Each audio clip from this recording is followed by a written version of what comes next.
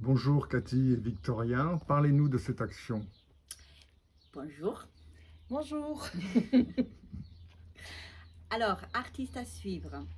Artistes à suivre, c'est une manifestation qui existe depuis 16 ans, qui a été créée à la suite d'une manifestation qui s'appelait le Chemin des artistes. Et Cathy est présidente de l'association et peut-être la mieux placée pour en parler. Pas vraiment la mieux placée, mais bon, disons que 16 ans, on commence à bien connaître l'histoire. Et alors, c'est vrai qu'au départ, c'est une manifestation on a un peu démarré, un peu égoïstement, en pensant que nous, en tant qu'artistes, on avait besoin de quelque chose comme le chemin des artistes qui nous permettait de vivre et travailler en tant qu'artistes sur notre territoire. Mais pour que cette action existe, grandisse, fleurisse, s'épanouisse, euh, on a eu des relations avec des institutions, avec des partenaires locaux qu'on ne connaissait pas trop au départ et qui ont fait que ce projet est devenu une véritable action collective et territoriale et qui a été parmi d'autres, une des causes de son grand succès.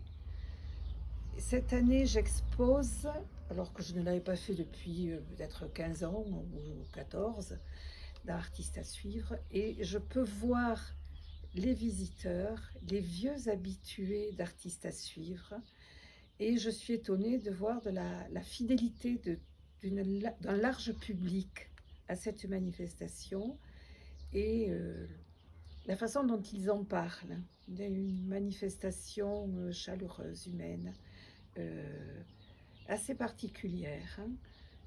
Donc peut-être très liée à ce territoire, à nos volontés réciproques et au travail de l'équipe qui nous accompagne. Euh, Tu prends le relais? Ben moi, ce que je pense est important, c'est qu'Artistes à suivre, en fait, c'est pas juste un festival de 4 jours. C'est tout un travail de territoire pendant 10 mois, parce que il s'agit d'expositions dans des petits villages de la Haute-Vallée de l'Aude, et que dans ces villages-là, les artistes exposent dans des lieux communaux, dans des lieux privés, dans des églises, dans des granges, dans des maisons. Et chaque artiste, il a un lieu qui lui est dédié complètement.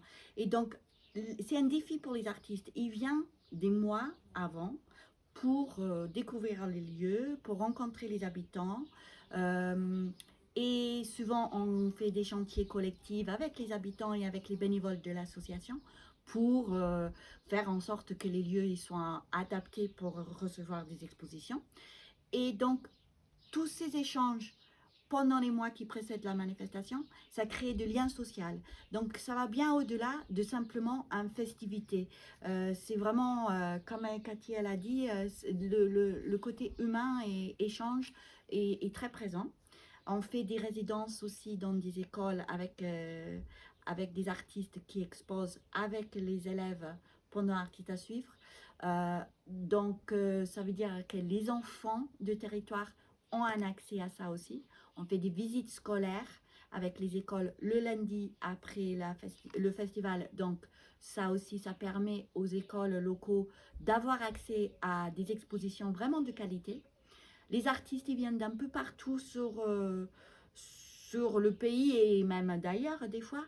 Mais l'effet qu'on a des artistes qui ne sont pas nécessairement connus ici, mais qui ont une très très bonne qualité de travail, ben, c'est valorisant pour le public qui habite ici sur le territoire, puisqu'ils ont accès à ça sans aller à Toulouse ou autre.